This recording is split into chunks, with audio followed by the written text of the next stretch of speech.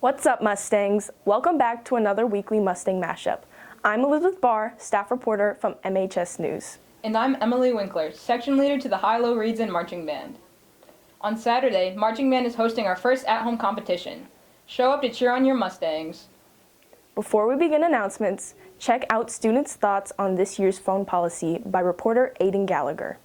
I mean, it's been difficult because last year I was on my phone a lot during free time and stuff like that during class, so I have to switch to doing other stuff like reading books. When the internet was out for computers, we used to use phones and stuff for that stuff, but now we can't really use anything. I mean, I'm less distracted, but I do text my mom a lot throughout the day, because I usually go home for headaches and stuff, so that makes it a lot harder. I think it does help some kids focus, but for other kids, it can definitely make it harder for them to focus in school if they're thinking about messages that they might have on their phone that they should be checking. But overall, it really just depends on the kid, I think.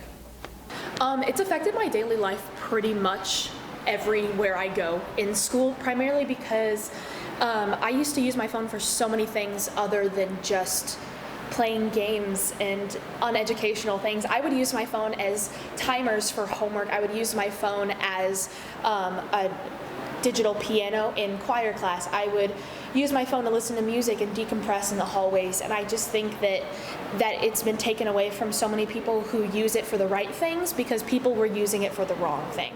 Welcome back in sports news. Varsity field hockey plays Ursuline tonight at 4:30 p.m. Tomorrow at 5:30 p.m., varsity boys soccer plays Rockwood Summit.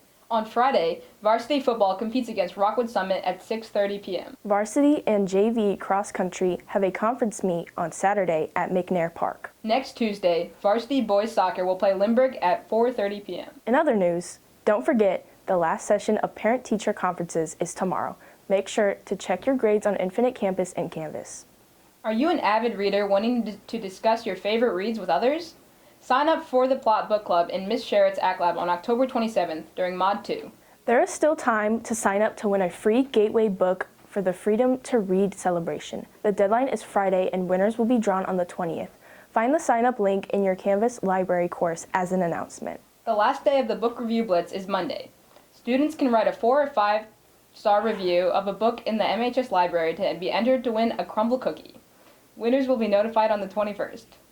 Finally, if you have a question about anything Marquette related, fill out the form linked here and MHS News will work to find the answer. There is also a QR code on our Instagram at your MHS News. And that's a wrap for this week's Mustang Mashup. We'll see you next week. Oh, before you go, check out Vihaan Madhavan's video about Marquette Jr. Siddhartha Subbella, who practices origami. Junior, Siddhartha Subbella, spends his time on origami outside of school to help him de-stress. For one, there's a lot more types of paper than most people would normally think. I can't just use the run-of-the-mill A4 paper. That sort of paper is going to be a little thicker than what origami paper is supposed to be. So if you try and make models with those, you'll usually end up with something that's a bit more, it's a bit deformed or a bit harder to shape. So when it comes to origami paper that I use, it's usually going to be something like gift tissue paper. There's different names such as Korean hanji paper or even tissue foil. So I didn't know there are different kinds of paper, and based on the paper, how object will behave, how to turn. I learned a lot, and it's good that he knows about a lot of things in that area.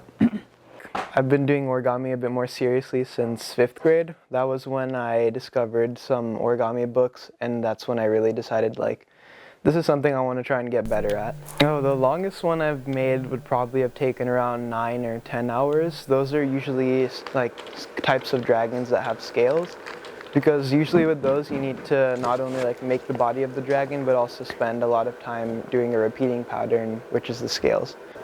I like how it makes him very calm, but a con of that is he doesn't he'll get way too attached to it, and then everything around him is shut down. I can't really leave something unfinished for too long, so I usually try and get them done.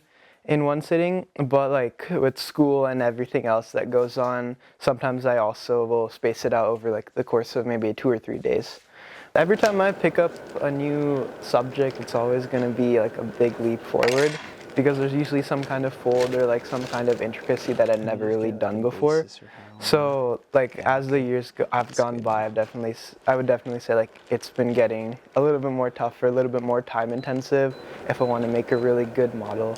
So it's always a challenge, but it's always fun.